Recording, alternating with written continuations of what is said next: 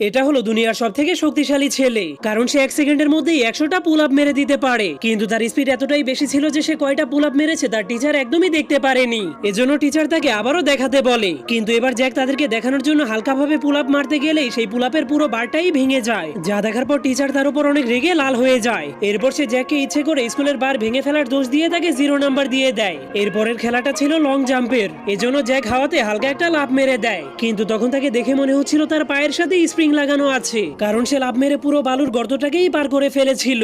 যা দেখে সবগুলো স্টুডেন্ট অনেক অবাক হয়ে গেলেও টিচার তাকে বলে, তুমি বালির পুরো গর্তটাকেই পার করে ফেলেছো, এজন্য তোমাকে 0 নাম্বার দেওয়া হবে। এরপরের খেলাটা ছিল 100 মিটারের দৌড় প্রতিযোগিতা, এজন্য রেস শুরু হয়ে গেলেই সব স্টুডেন্ট দৌড়াতে শুরু করে দেয়। কিন্তু জ্যাক কিছু একটা ভাবতে ভাবতে সেখানেই দাঁড়িয়েছিল, কিন্তু তার হুঁশ ফিরে আসলেই সে এমন জোরে একটা লাফ মারে যে সে সোজা হাওয়াতে উড়ে যায়। কিন্তু সে নিচে নেমে আসলেই সবাই দেখতে পায় যেখান থেকে সে দৌড় শুরু করেছিল সেখানে অনেক বড় একটা গর্ত হয়ে গিয়েছে, যা দেখে মনে হচ্ছিল সেখানে একটা উল্কাপিণ্ড